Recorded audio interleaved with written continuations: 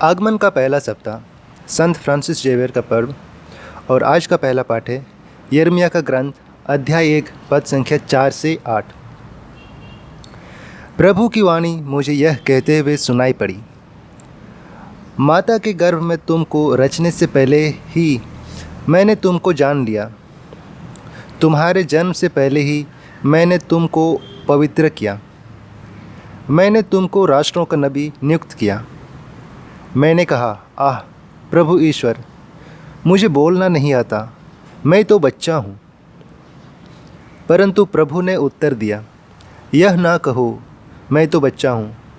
मैं जिन लोगों के पास तुम्हें भेजूँगा, तुम उनके पास जाओगे और जो कुछ तुम्हें बताऊँगा तुम वही कहोगे। उन लोगों से मत डरो, मैं तुम्हारे साथ हूँ, मैं तुम्हारी रक्षा करूँगा। यह प्रभु की वाणी है। ईश्वर को धन्यवाद।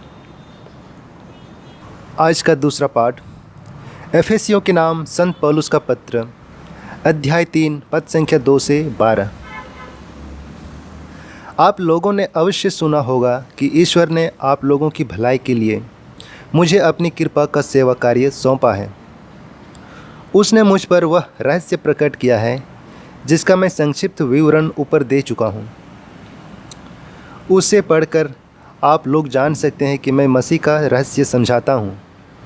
वह रहस्य पिछली पीढ़ियों में मनुष्य को नहीं बताया गया था और अब आत्मा के द्वारा उसके पवित्र प्रेरितों और नबियों का प्रकट किया गया है। वह रहस्य यह है कि सुसमाचार के द्वारा यहूदियों के साथ गैर यहूदी एक ही विरासत के अधिकारी हैं, एक ही शरीर के अंग हैं और ईसा मसीह विषयक प्रतिज्ञा के सहभागी हैं। ईश्वर ने अपने सामर्थ्य के अधिकार से मुझे यह कृपा प्रदान की है कि मैं उस सुसमाचार का सेवक बनूं।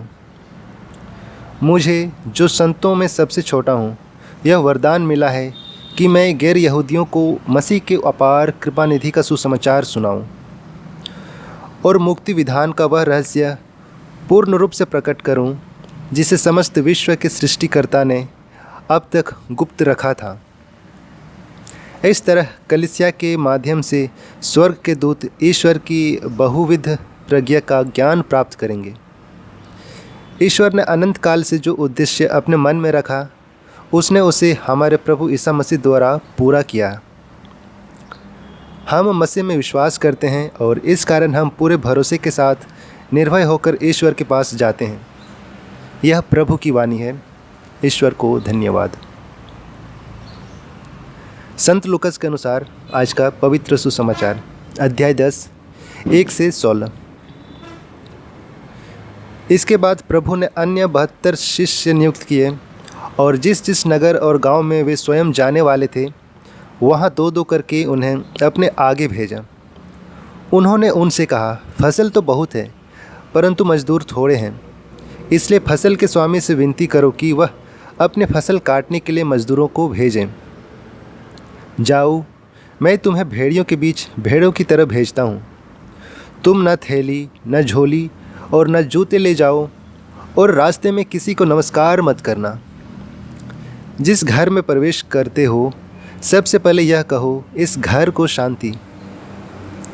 यदि वहाँ कोई शांति के योग्य होगा तो उस पर तुम्हारी शांति ठहरेगी, नहीं तो वह तुम्हारे पास लौट आएगी। उसी घर में ठहरे रहो और उनके पास जो हो वही खाओ पियो, क्योंकि मजदूर को मजदूरी का अधिकार है। घर घर बदलते ना रहो। जिस नगर में प्रवेश करते हो और लोग तुम्हारा स्वागत करते हैं, तो जो कुछ तुम्हें परोसा जाए वही खा लो। वहाँ के रोगियों को चंगा करो और उनसे कहो, ईश्वर का राज्य तुम्हारे निकट आ गया है। परंतु यदि किसी घर में प्रवेश करते हो और लोग तुम्हारा स्वागत नहीं करते, तो वहाँ के बाज़ारों में जाकर कहो, अपने पैरों में लगी तुम्हारे नगर की धूल तक हम तुम्हारे सामने झाड़ देते हैं। तब भी यह जान लो कि ईश्वर का राज्य आ गया है। मैं तुमसे कहता हूँ, न्याय के दिन उस दिन की दशा की अपेक्षा सोदोम की दशा कहीं अधिक सहनीय होगी। धिक्कार तुझे खोराजिन, धिक्कार तुझे बेतसैदा, जो चमत्कार तुम में किए गए हैं, यदि वे तीरुस और सीदोन में किए गए होते, तो उन्हें न जाने कब से टाट ओढ़कर और भस्म रमाकर पश्चाताप किया होता। इसलिए न्याय के दिन तुम्हारी दशा की अपेक्षा तीरूस और सीदोन की दशा अधिक सहनीय होगी।